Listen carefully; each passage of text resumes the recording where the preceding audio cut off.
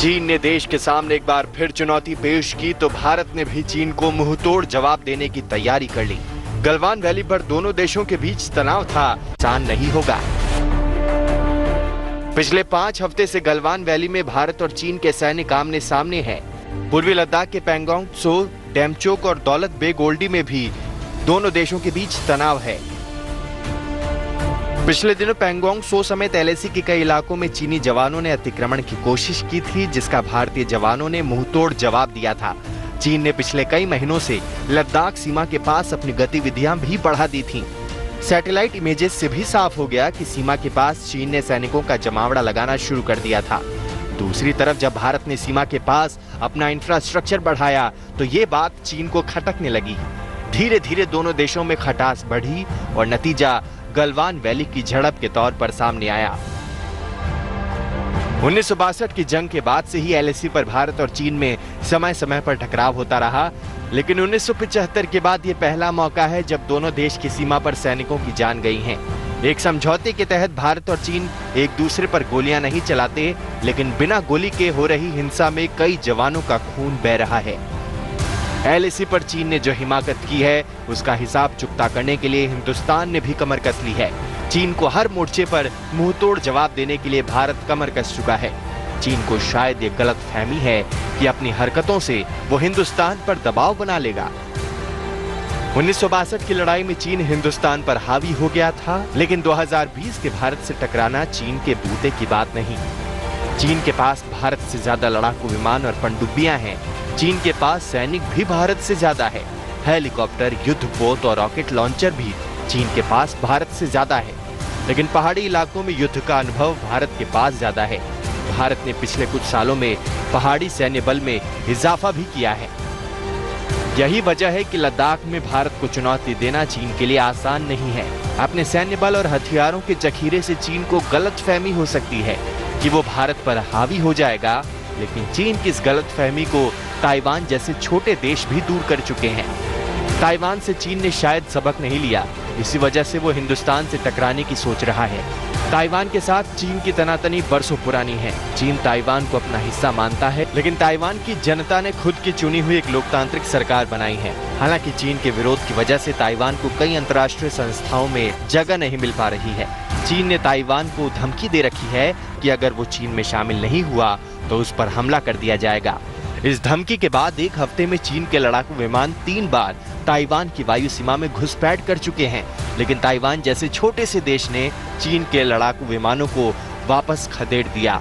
चीन के लड़ाकू विमानों ने जितनी बार ताइवान की सीमा में दाखिल होने की कोशिश की, उन्हें हर बार मुंह की खानी पड़ी। 16 जून को चीन के J-10 लड़ाकू विमान ताइवान की सीमा में घुस आए, लेकिन ताइवान ने चीन के विमान को खदेड़ दिया। 12 जून को भी चीन के Y-8 प्रोपेलर बेस्ड टोही विमान ने ताइवान की वायु सीमा में घुसपैठ की थी, लेकिन ताइवान ने उस विमान को भी चेतावनी देकर लौटा दिया। इससे पहले 9 जून को चीन के Su-30 फाइटर प्लेन ताइवान की सीमा में घुस आए थे, लेकिन उस वक्त भी ताइवान ने चेतावनी देकर उन्हें वापस लौटने को मजबूर कर दिया। चीन को लग रहा है कि उसकी धमकियों के सामने ताइवान घुटने टेक देगा। चीन को लग रहा था कि बड़ी सेना और ताकतवर हथियारों के दम पर वो ताइवान को डराने में कामयाब हो जाएगा, लेकिन ऐसा नहीं हुआ। ताइवान के जज्बे के सामने चीन की धमकियां बौनी साबित हुई। ताइवान जैसे छोटे से देश के सामने चीन खुद को लाचार पा रहा है, लेकिन दूसरी तरफ वो लद्दाख सीमा पर हिंदुस्तान से टकराने के ख्वाब देख रहा है। चीन को शायद अंदाजा नहीं है कि ड्रैगन को धूल चटाना अब भारत के लिए मुश्किल नहीं। कोरोना वायरस के संक्रमण पर पूरी दुनिया की निगाहों में खटकने वाला चीन अब बॉर्डर पर भी अपनी नापाक हरकतों को अंजाम देने लगा है। चीन को इस बात का अंदाजा नहीं कि वो अब हर मोर्चे पर पूरी दुनिया में अकेला पड़ता जा रहा है।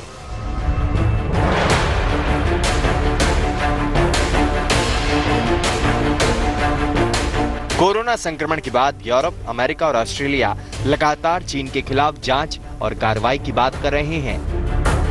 डोनाल्ड ट्रंप तो कई बार चीन को खुली चुनौती भी दे चुके हैं।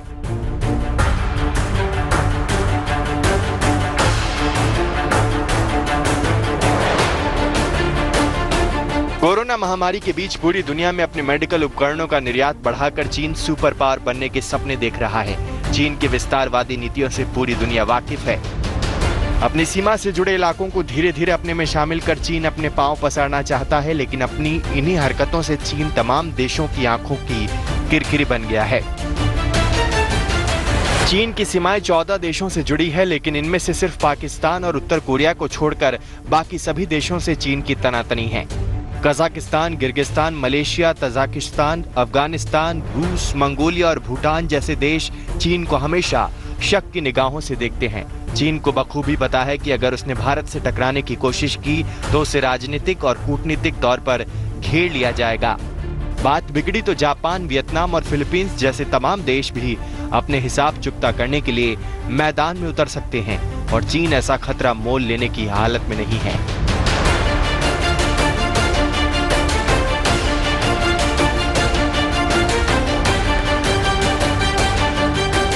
चीन के अकेले पड़ने की एक वजह वहां का कम्युनिस्ट शासन भी हो सकता है। चीन से बैर रखने वाले तमाम देशों में लोकतांत्रिक शासन है। ऐसे में अगर चीन भारत से टकराता है तो तमाम लोकतांत्रिक देश एकजुट होकर चीन के खिलाफ खड़े हो सकते हैं। कोरोना के मुश्किल दौर में चीन ने अपनी अर्थव्यवस्था सुधार कर दुनिया पर हावी होने की कोशिश की।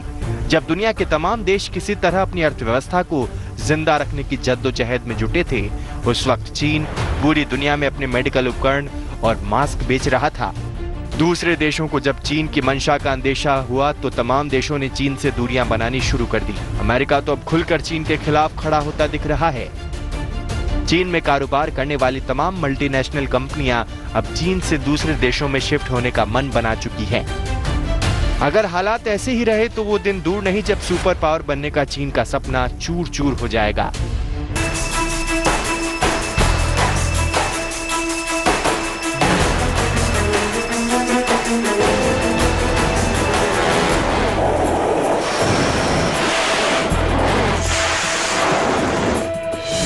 दूसरे की जमीन की भूख में क्या चीन हद के पार चला गया है? 20 भारतीय जवान की शहादत का जवाब तो चीन को देना पड़ेगा, लेकिन क्या सिर्फ भारत के साथ ही चीन की तलवारें खींची हैं?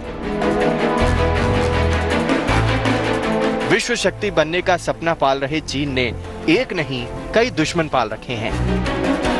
भारत की जमीन हड़पने की हसरत पालने वाले चीन ने पूरे साउथ चाइना सी पर भी अपना दावा ठोक रखा है।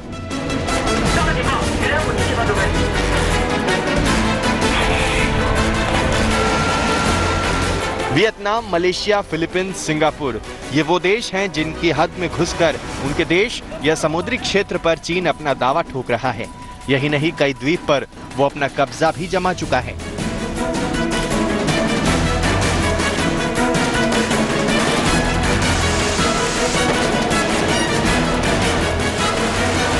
कोरोना काल में भी चीन अपनी हरकतों से बाज नहीं आ रहा। कुछ दिन पहले निगरानी करने वाले एक चीनी जहाज ने विवादित पानी में मछली पकड़ने वाली एक वियतनामी नाव को टक्कर मारी और उसे डुबो दिया। डूबे हुए जहाज पर 8 लोग थे। इसके अलावा 2 अन्य वियतनामी नाव को पकड़कर अपने कब्जे में कर लिया गया। ये तो सिर्फ एक किस्सा भर ही है, क्योंकि वियतनाम, फिलीपींस, मलेशिया और ब्रुनेई ये सब वो देश हैं जिन्हें चीन ने पूरे साउथ चाइना सी में प्रताड़ित कर रखा है। साउथ चाइना सी में टकराव के अलावा भी चीन का दुश्मन नंबर 1 जापान के सेनकाकू द्वीप से लेकर लंबे समय से तनातनी रहती है। दोनों ही देश इस द्वीप को लेकर अपना दावा ठोकते हैं। ड्रैगन की विस्तारवादी नीति से चीन के दुश्मन देशों की फहरिस्त लंबी हो गई है। यदि भारत के साथ चीन युद्ध की हद तक जाता है तो तय मानिए न जाने कितने और देश उसके खिलाफ सैन्य मोर्चा खोलने से पीछे नहीं हटेंगे।